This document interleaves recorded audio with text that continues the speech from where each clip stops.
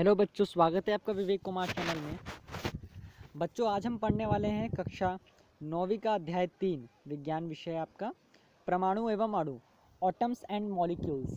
परमाणु एवं अणु के बारे में हम पढ़ने वाले हैं। तो कुछ बच्चों की कुछ मिसअंडरस्टैंडिंग रहती है परमाणु एवं अणु के बारे में कि क्या सर हम परमाणु बम के बारे में पढ़ने वाले हैं। तो जी बिल्कुल नहीं, हम परमाणु बम के बारे में बिल्कुल नहीं पढ़ने वाले हैं। ये परमाणु अलग है, ठीक है। ये परमाणु वो परमाणु नहीं है जो आप लोग समझते हैं, ठीक है। ये परमाणु अलग, ठीक है। तो चलिए स्टार्ट करते हैं। परमाणु एवं अणु। परमाणु क्या होता है? देखिए, परमाणु एवं अणु को आपको बहुत अच्छे से पढ़ना है। क्यों पढ़ना है बहुत अच्छे से, ये जान जाइए। क्योंकि परमाणु एवं अणु, अगर आप चाहते हैं कि आप 11th में साइंस स्ट्रीम से पढ़ना चाहते हैं या केमिस्ट्री सब्जेक्ट को अगर आप लेंगे साइंस में, तो आपके लिए बहुत इंपॉर्टेंट है कि आप परमाणु एवं अणु को बहुत अच्छे से समझें। क्योंकि परमाणु ही अणु आपको 9th में पढ़ना है, 10th में पढ़ना है, 11th में पढ़ना है और 12th में भी पढ़ना है, ठीक है। तो तैयार हैं आप पढ़ने के लिए? ठीक है।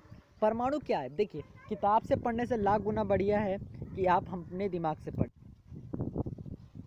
ठीक है। तो तैयार हैं आप? चलिए पढ़ना स्टार्ट करते हैं। पहले तो आप ये समझिए कि परमाणु होता क्या है। देखिए, कोई भी जो वस्तु है वो कणों से मिलकर बनी है, ठीक है। कणों से मिलकर बनी है। कोई भी पदार्थ जो है कण से मिलकर बने, ये आप चैप्टर 1 में पढ़ चुके हैं, ठीक है। चलिए आप चलिए आप नई चीज़ समझिए। किसी भी पदार्थ की सबसे छोटी इकाई, संरचनात्मक मैंने गलत बोल दिया, सॉरी। सबसे छोटी इकाई जो अविभाज्य हो, अविभाज्य का मतलब क्या होता है? जिसे विभाजित नहीं किया जा सकता। जैसे एक पन्ने को फाड़ दिया आपने तो दो दो टुकड़े हो गए, फिर दो टुकड़े को भी फाड़ दिया आपने बराबर बराबर, फिर फाड़ते गए तो अब उस पन्ने का एक ऐसा टाइम आ जाएगा कि अब उस पन्ने को आप फाड़ के दो में डिवाइड नहीं कर पाओगे। वो क्या कहलाएगा? वो कहलाएगा परमाणु। वो क्या कहलाएगा? परमाणु, ठीक है। तो यही है।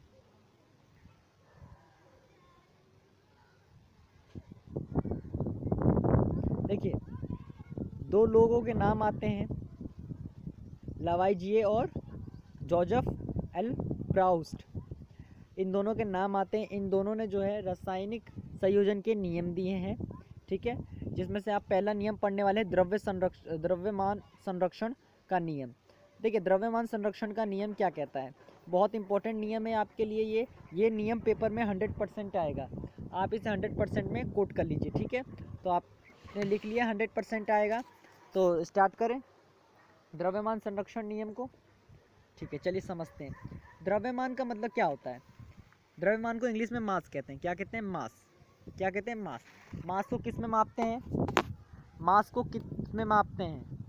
क्वेश्चन है, मास को किस में मापते हैं? माप को केजी में मापते हैं, किलोग्राम में। बच्चे कहेंगे सर वेट को किस में मापते हैं? वेट बेटा, वेट अलग चीज़ होती है और मास अलग चीज़ होती है। द्रव्यमान अलग चीज़ होता है और भार अलग चीज़ होता है। वेट को भार कहते हैं, भार को एन में मापा जाता है, यानी न्यूटन में, ठीक है। वो आप 11th में पढ़ेंगे बहुत डिटेल में। अभी आप जो है द्रव्यमान को समझिए, ठीक है।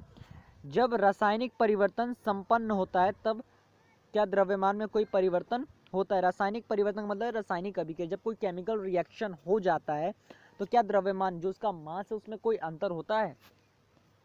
ठीक है। ये क्रियाकलाप आपको दिया हुआ है। देखिए, क्या ये आपकी एक लाइन है, इस लाइन को जल्दी से आप डॉट कर लीजिए और ये लाइन एग्जैक्ट आप उतार के आ जाइएगा, ठीक है। ये लाइन एकदम एक्यूरेट है, एकदम सही है। द्रव्यमान संरक्षण के नियम के अनुसार किसी रासायनिक अभिक्रिया में द्रव्यमान का ना तो सृजन किया जा सकता है और ना ही विनाश। मतलब कोई अगर केमिकल रिएक्शन हो रहा है, कोई अगर केमिकल रिएक्शन हुआ है, केमिकल रिएक्शन, सॉरी आप हिंदी मीडियम में तो मैं हिंदी में लिख देता हूँ, रासायनिक अभिक्रिया। अगर कोई रासायनिक अभिक्रिया हुई है तो उसमें जो उसका द्रव्यमान है, द्रव्यमान मतलब A प्लस जो B है, यानी क्या बनाएगा? ये AB बनाएगा। तो इसका जो मास है, इन दोनों का मास जो है वहीं इधर वो भी मास इधर ही होगा, तो कोई नया मास ना तो क्रिएट होगा और ना ही डिस्ट्रॉय होगा। ठीक है, ना तो मास जो है क्रिएट होगा और ना ही डिस्ट्रॉय होगा, जो है वैसा ही रहेगा। इसमें कोई चेंज, इसका जो द्रव्यमान है, जो इसका मास है, उसमें कोई भी चेंज नहीं होगा। समझ गए? हाँ ठीक है, अच्छी बात है, आप समझ गए। अब दूसरा है स्थिर अनुपात का नियम। अगर आप 11th में साइंस स्ट्रीम लेंगे तो मैं आपको बता देता हूँ कि आपको अभी और नियम पढ़ने होंगे, करीब 5 नियम पढ़ने पड़ेंगे 11th में, जिसमें से 2 नियम ये हैं। तो मैं चाहता हूँ कि आप इन 2 नियमों को बहुत अच्छे से समझ लें, ताकि आपको 11th में दिक्कत नहीं होगी। बाय द वे आपको 11th में बहुत दिक्कतों को फेस करना पड़ेगा अगर आप अभी 9th में बहुत अच्छे से नहीं पढ़ेंगे तो। ठीक है, तो चलिए इस नियम को भी एक बार पढ़ लेते हैं। ये नियम क्या कहता है?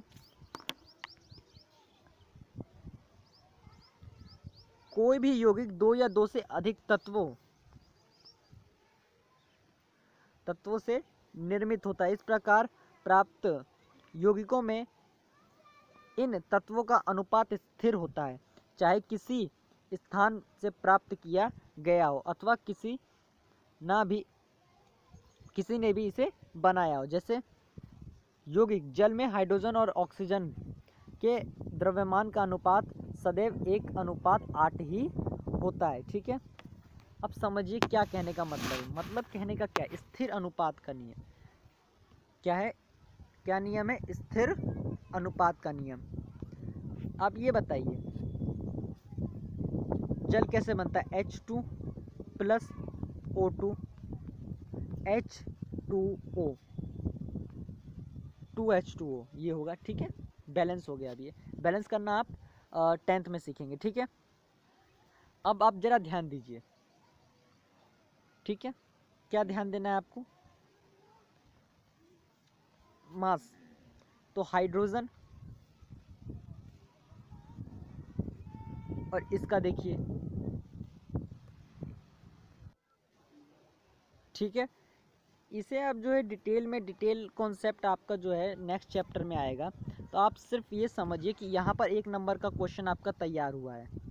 ये 1 नंबर का क्वेश्चन है। अगर आप चाहते हो कि आपको 1 नंबर ईजिली मिल जाए तो फिर इस चीज़ को आप पढ़ के ज़रूर जाना कि जल यौगिक में, किसमें? जल यौगिक में हाइड्रोजन और ऑक्सीजन के द्रव्यमान का अनुपात कितना होता है?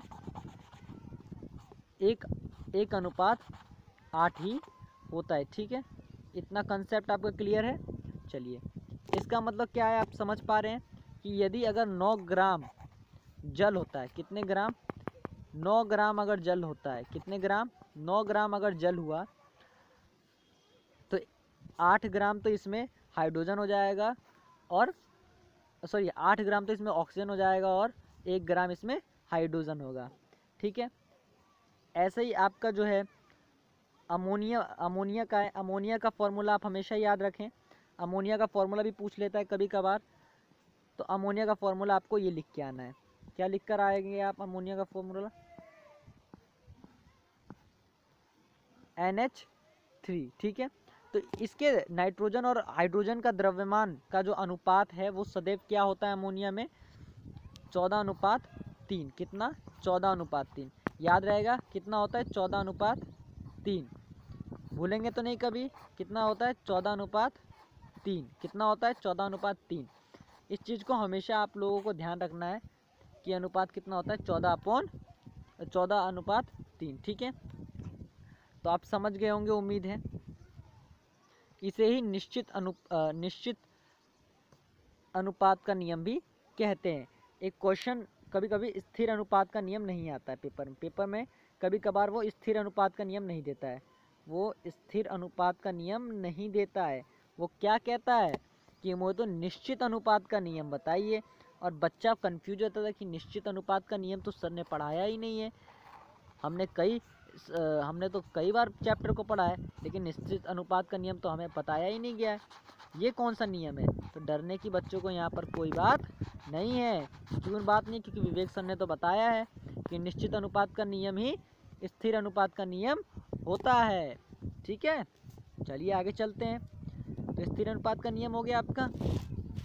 देखिए बच्चों, हम वो चीज़ें बहुत अच्छे से पढ़ेंगे जो चीज़ें आपके एग्ज़ाम में आने वाली हैं। ठीक है, जो चीज़ें आपके एग्ज़ाम में आने वाली हैं उन चीज़ों को हम बहुत अच्छे से पढ़ेंगे।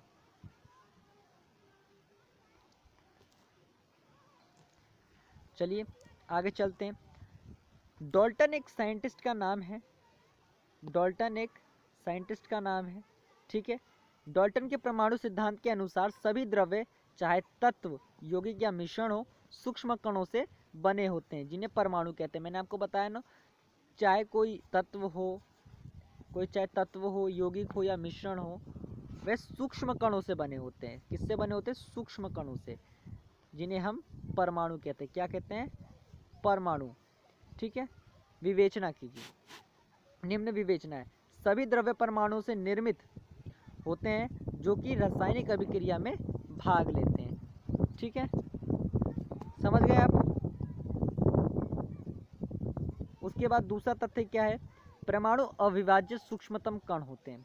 ये कौन कह रहा है? डाल्टन कह रहे हैं। कौन कह रहे हैं? डाल्टन कह रहे हैं। क्वेश्चन क्या आएगा? डाल्टन के परमाणु सिद्धांत का कौन कौन सा अभिकृत द्रव्यमान के संरक्षण के नियम का परिणाम है, ठीक है। ये क्वेश्चन नंबर 3 आप समझ लीजिए, और क्वेश्चन नंबर 4, क्वेश्चन नंबर 3 और क्वेश्चन नंबर 4 एक बार आपको जरूर देखना चाहिए। मैं आपको सजेस्ट करूंगा क्वेश्चन नंबर 3 और क्वेश्चन नंबर 4 आप एक बार जरूर देख लें, ठीक है। और डाल्टन के क्या क्या सिद्धांत थे, उन सिद्धांतों को आप ना ही भूलें तो बढ़िया रहेगा, ठीक है। क्या था? परमाणु अविभाज्य सूक्ष्मतम कण है, ये तो आपका क्लियर हो गया। उसके बाद रासायनिक अभिक्रिया में ना तो इसका सृजन होता है और ना ही विनाश होता है, ठीक है। ये भी आपका कॉन्सेप्ट क्लियर हो गया। कई चीज़ें डाल्टन ने कही थी, जिसमें प्रमुख 6 चीज़ें इसमें दिखाई गई हैं। तीसरा क्या कहा? दिए गए तत्व के सभी परमाणुओं का द्रव्यमान एवं रासायनिक गुणधर्म समान होते हैं। ऊपर कुछ तत्व दिए गए हैं, उनका परमाणु द्रव्यमान, परमाणु का जो उनका द्रव्यमान है। परमाणु का द्रव्यमान का मतलब क्या है, समझिए। परमाणु के द्रव्यमान को हम आप इस तरह से समझिए। मान लीजिए ये कोई एटम है, ये कोई एटम है, एटम समझ गए ना। मान लीजिए परमाणु ऐसा दिखता है, तो अब ये परमाणु किसका है?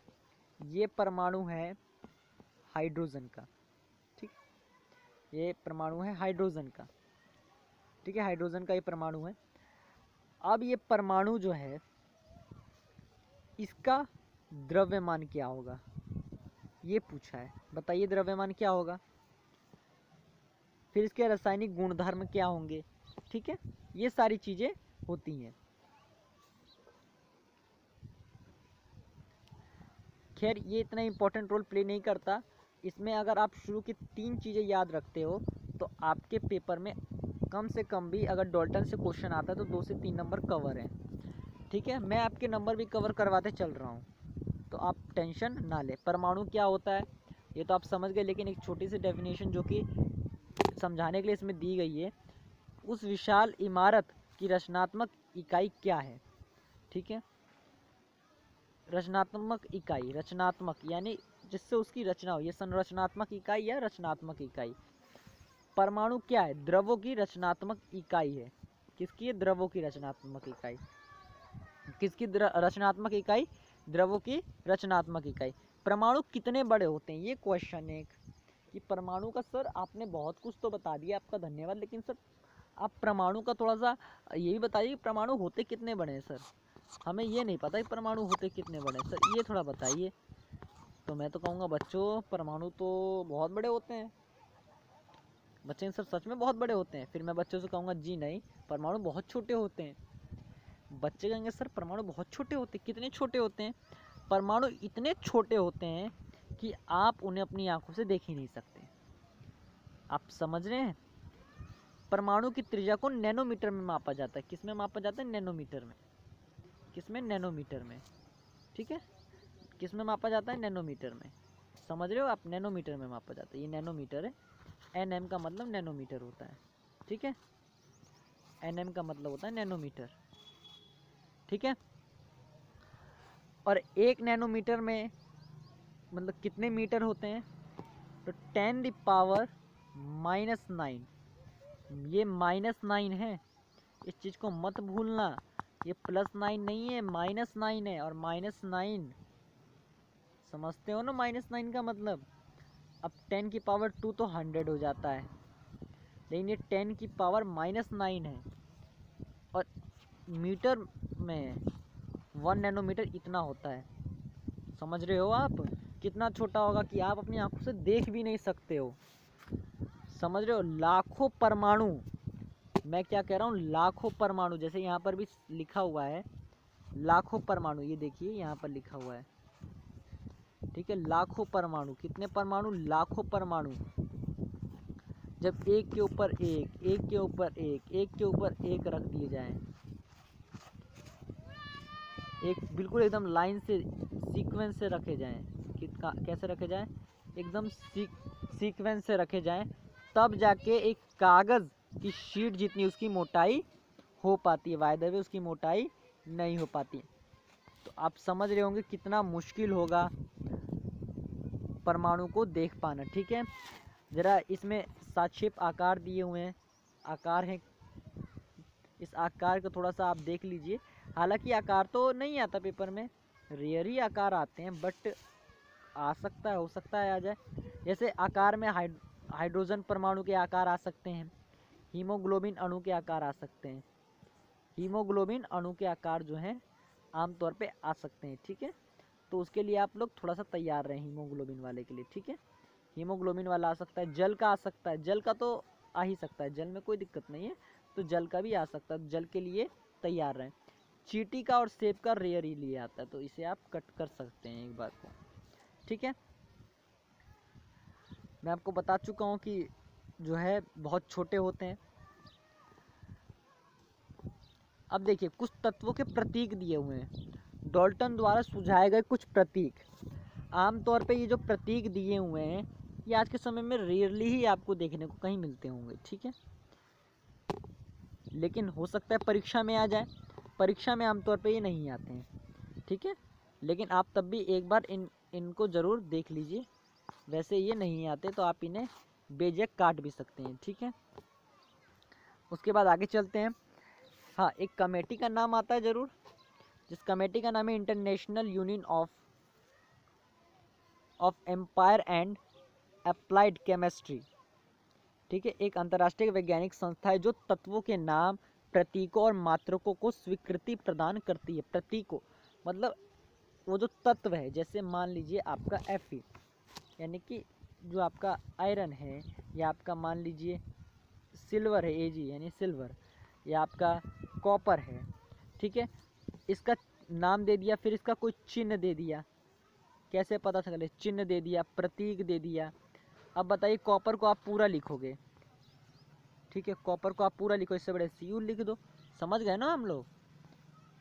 ठीक है, तो ये सारी चीज़ें होती हैं।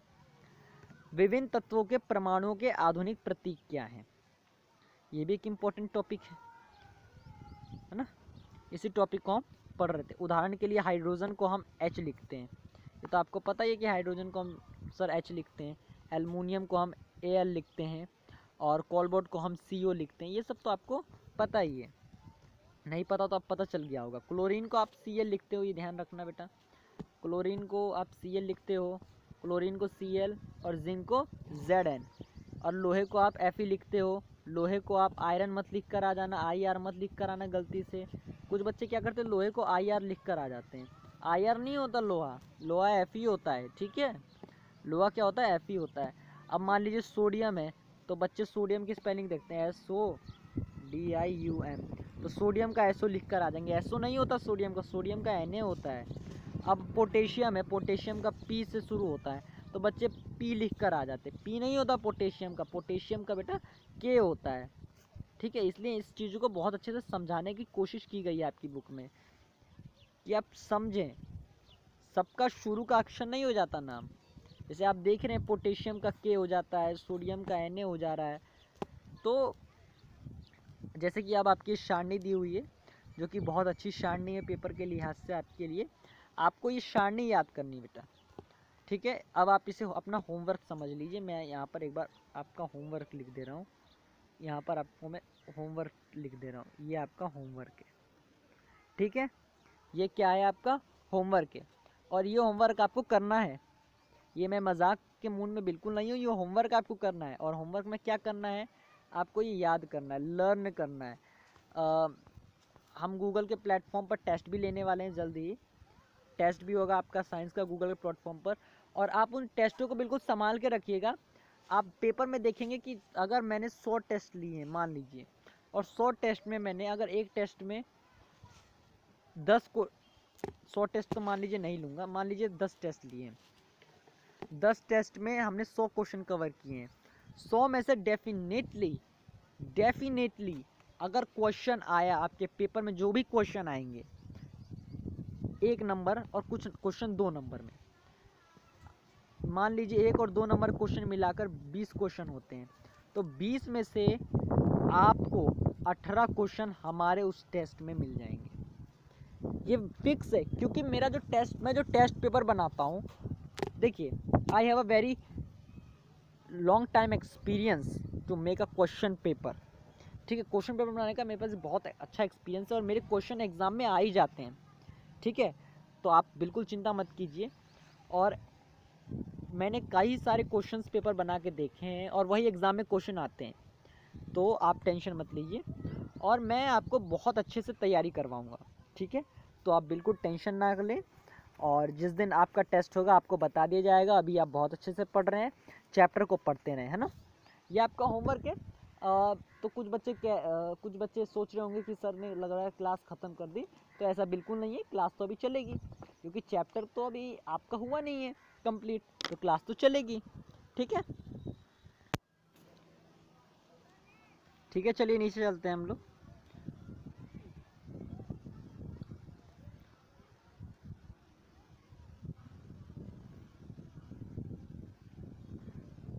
अच्छा, एक और सारणी आपको दी हुई है, और सारणी 3.2 दी हुई है आपको।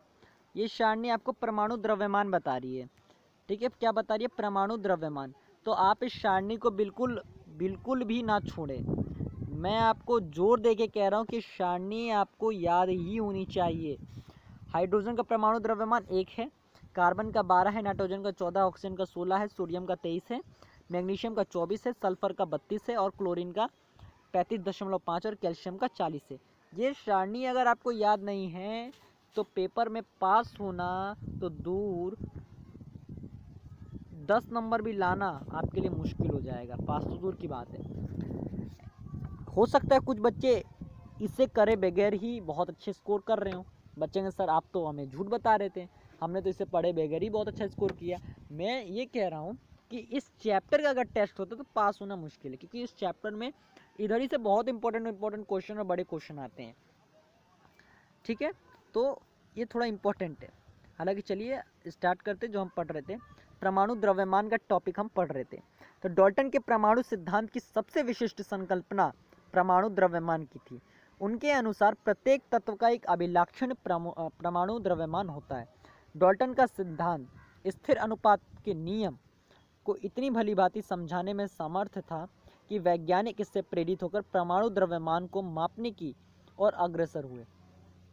चूंकि एक परमाणु के द्रव्यमान को ज्ञात करना अपेक्षाकृत कठिन कार्य था, इसलिए रासायनिक संयोजन के नियमों के उपयोग एवं उत्पन्न यौगिकों के द्वारा साक्ष्य परमाणु द्रव्यमान को ज्ञात किया गया। देखिए, आप खुद सोचिए, एक ऐसी इकाई आपको एक ऐसे सब्सटेंस, एक ऐसे मैटर के बारे में या कोई ऐसी थिंग के बारे में रिसर्च करनी है जो थिंग आपको दिखाई नहीं देती। आप सोच रहे कितना डिफिकल्ट है। आपको उस चीज़ का वेट मापना है जो असल में दिखाई नहीं देती, आपकी आंखों से दिखाई नहीं देती। आप उसे छू रहे हो, आपको पता ही नहीं चल रहा कि वो आपके हाथ पे है कि नहीं। आप ऑक्सीजन के कणों को, ऑक्सीजन आपके 4 हो रहा है, आप उसे पकड़ लोगे, क्या आपको पता चल रही है कि आपने ऑक्सीजन पकड़ा है? नहीं पता चल रहा। जब आप उसे रियलाइज ही नहीं कर पा रहे हो तो आप कैसे उसके वेट को जो है, सॉरी उसके मास को कैसे कैलकुलेट करोगे? हाउ कैन कैलकुलेट, कैसे कैलकुलेट कर सकते हैं?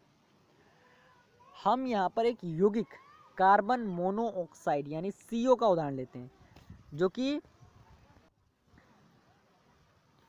ठीक है कार्बन एवं ऑक्सीजन द्वारा निर्मित होता है। ठीक है, अब 3 ग्राम कार्बन और 4 ग्राम ऑक्सीजन का संयोजन करवा दिया गया तो कार्बन मोनोऑक्साइड बन गई।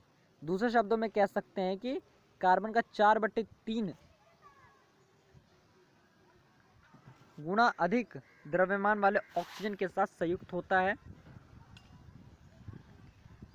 मान लीजिए हम परमाणु द्रव्यमान की इकाई को एक कार्बन परमाणु द्रव्यमान के बराबर मानते हैं, तो कार्बन का परमाणु को 1 U तथा ऑक्सीजन परमाणु द्रव्यमान को 1.33 U निर्दिष्ट करेंगे।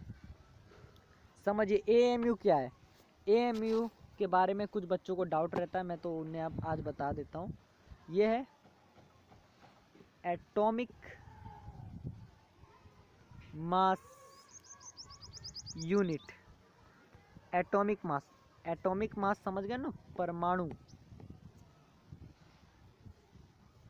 द्रव्यमान इकाई, ठीक है। इसे क्या कह रहे हैं हम, AMU, ठीक है। IUPAC द्वारा ही इसे थोड़ा सा यूनिफाइड करके U दिखाना शुरू कर दिया गया, ठीक है। समझ गए आप।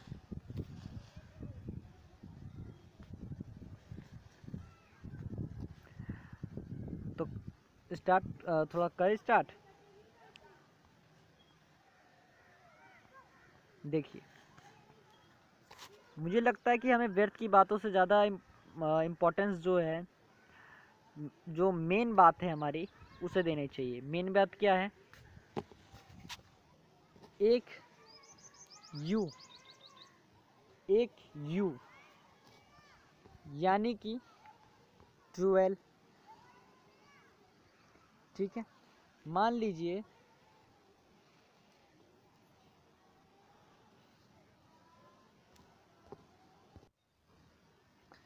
देखिए, यहाँ पर आपको एक स्टोरी दी हुई है। मैं वैसे इस स्टोरी से शुरू करना चाहता हूँ। स्टोरी क्या कहती है, मान लीजिए, कल्पना कीजिए कि एक फल विक्रेता है, यानी कि जो है फ्रूट्स बेचने वाला है।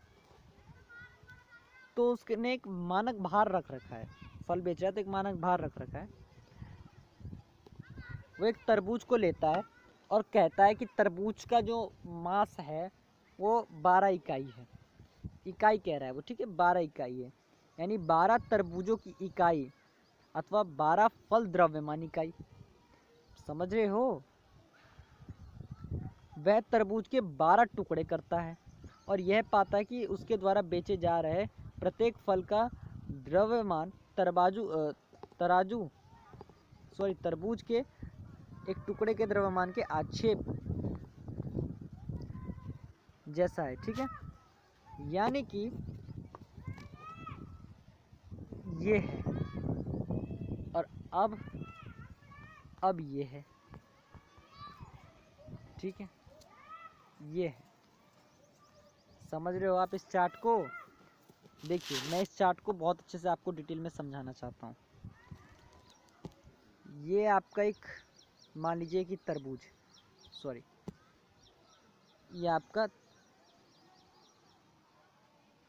तरबूज है। अब इसके 12 टुकड़े कर दीजिए। ये तो 4 टुकड़े हो गए। अब 2, तो 4, तो 6 टुकड़े हो गए।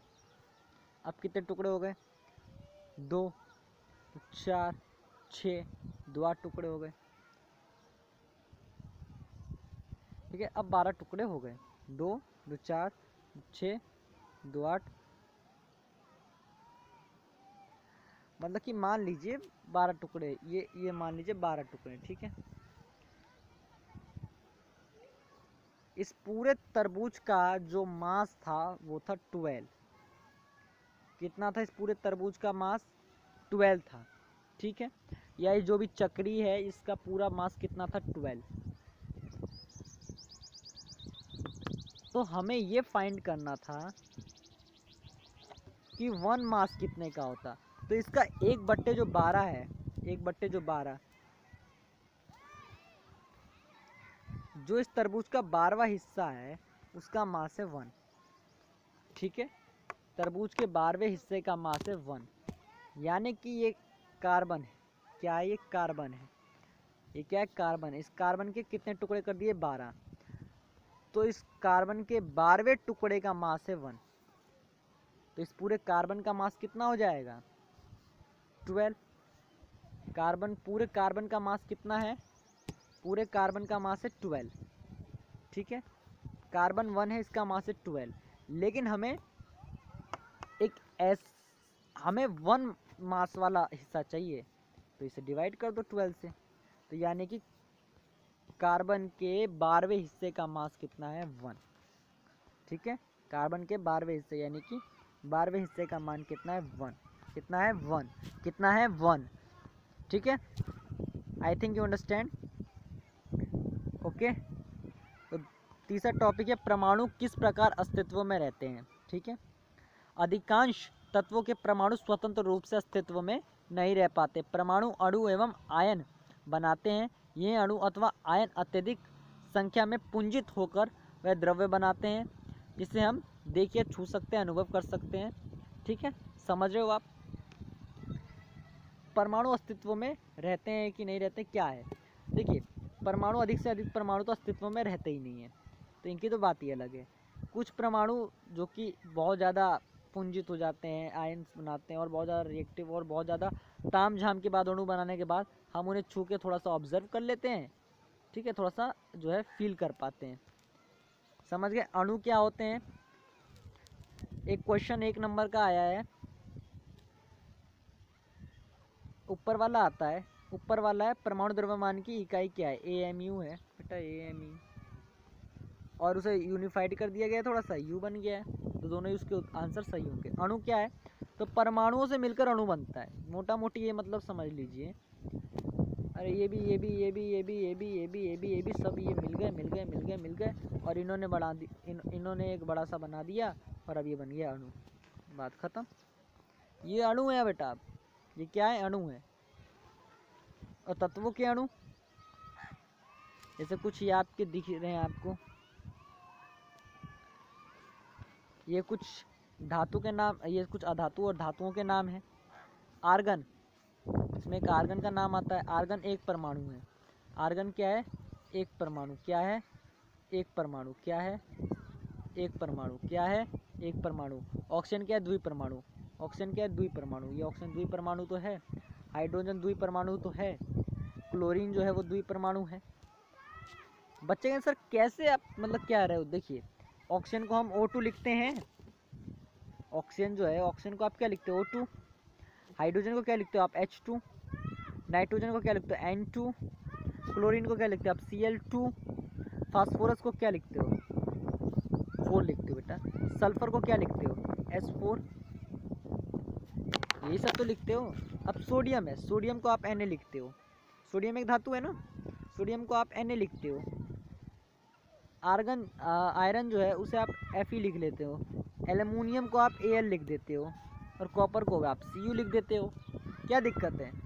समझ रहे हो आप मैं क्या कह रहा हूँ? उम्मीद है आप समझ रहे होंगे कि द्विपरमाणु का मतलब इसमें 2 परमाणु हैं। क्या इसमें 2 परमाणु हैं? क्या है आप इसमें 2 परमाणु? क्या है? 2 परमाणु, ठीक है। तो बच्चों आप सारणी याद कर लेना, सारणी 3.1 और सारणी 3.2। कोई भी डाउट हो बिना डरे कमेंट कर दीजिए। अगर कोई भी डाउट है तो कमेंट कीजिए। हमारे चैनल पे सारे कमेंटों का जो है जवाब आपको मिल जाएगा, कोई दिक्कत नहीं है। वीडियोज़ अपलोड होते रहेंगे, कोई दिक्कत नहीं है, ठीक है। कुछ टाइम से थोड़ी प्रॉब्लम थी, इस वजह से वीडियोज़ अपलोड नहीं हो पाए थे। बाय द वे वीडियो तो अपलोड होते ही रहते हैं चैनल पे, वो तो आपको पता ही है, ठीक है। तभी तो सब्सक्राइबर है इतने ज़्यादा। बाय द वे सब्सक्राइबर नहीं होते इतने ज़्यादा अगर वीडियोस टाइम पे अपलोड नहीं होती। कुछ प्रॉब्लम थी और वो प्रॉब्लम शायद आप तक पहुंच चुकी होगी, नहीं पहुंची तो कोई बात नहीं। अगर आप हमारे चैनल पे नए हो तो चैनल को जरूर सब्सक्राइब कर लेना, वीडियो को लाइक करना, इन वीडियो को ज़्यादा शेयर ज़रूर करें। Thank you friends. और बाकी का जो नेक्स्ट है वो आपको नेक्स्ट क्लास में डिटेल में पढ़ा दिया जाएगा। Okay, thank you.